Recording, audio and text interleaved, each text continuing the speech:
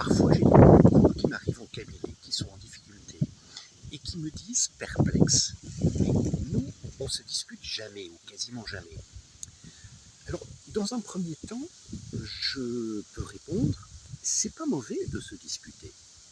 Ça, c'est pas forcément négatif de se disputer, c'est pas forcément négatif de s'engueuler. Deuxième chose que j'ajouterais, c'est que c'est pas parce qu'on n'élève pas la voix qu'on ne se dispute pas. Très souvent, il y a cette expression que je trouve assez drôle et bien, il y a les balles perdues, les petites remarques.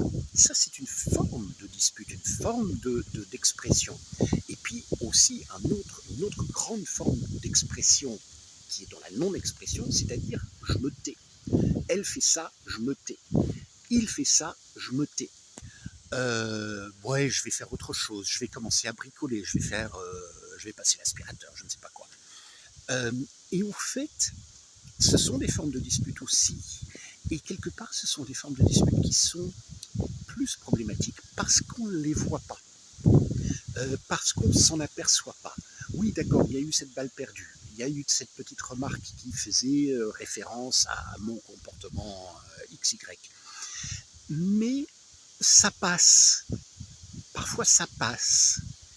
Oui, il n'a pas réagi quand j'ai dit ça. Ça passe.